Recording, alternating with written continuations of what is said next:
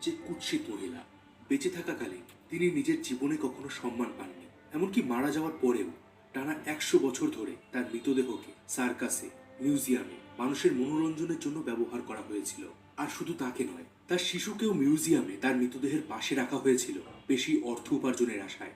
আর এই কাজটি কে করেছিলেন জানেন? সেই লোকটি ছিল তার নিজের হাজব্যান্ড। বন্ধুরা, আমি মিঠুন রয়েছে আপনাদের সাথে। আজকের ভিডিওতে আমি আপনাদেরকে এমন এক মহিলার কাহিনী জানাবো যাকে বলা হয় ইতিহাসের সব থেকে কুৎসিত নারী। তবে এনার কাহিনী জানার পর আপনি একে কুৎসিত নয়, বরং ইতিহাসের সব থেকে দুর্ভাগা নারী বলবেন। কারণ তার সাথে যা অন্যায় হয়েছিল, সেই অন্যায় কোনো একজন ব্যক্তি করেনি, করেছিল গোটা সমাজ। খুশি জিনিসটা কি তা তিনি কোনোদিন নিজের জীবনে উপলব্ধি করতে পারেননি। বন্ধুরা, আমি যে অভাগা নারীর কথা বলছি তার নাম জুলিয়া প্যাস্ট্রানা। বন্ধুরা, জুলিয়া প্যাস্ট্রানার নাম হয়তো আপনারা আগে কখনো শোনেননি, তবে আমি জোর দিয়ে বলতে পারি এই ইতিহাস শোনার পর মনুষ্যত্বের উপর আপনার ভরসা কিছুটা হলেও কমে যাবে। মেক্সিকোর সিনালোয়া শহরে 1834 সালে জুলিয়া প্যাস্ট্রানা জন্ম হয়েছিল। জন্মের পর থেকে জুলিয়ার দুটি সাংঘাতিক অসুখ ছিল। এর মধ্যে একটি অসুখ হলো হাইপারট্রিকোসিস ল্যানোগিনোসা। এই রোগের কারণে জুলিয়ার পুরো শরীরে খুব বেশি এবং ঘন লোম ছিল, এমনকি তার সম্পূর্ণ মুখ ঘন লোমে ঢাকা ছিল।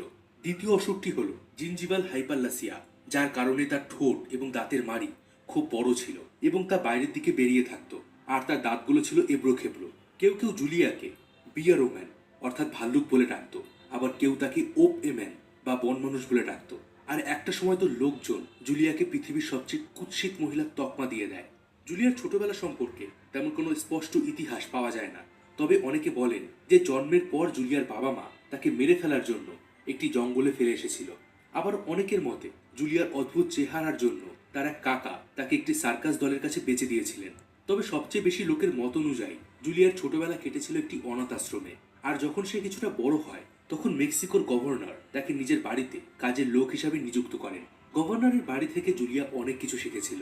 সেখানে সে নাচ, গান এবং তার সঙ্গে স্প্যানিশ, ইংলিশ, ফ্রেঞ্চ এমন অনেক ভাষাও শিখেছিল।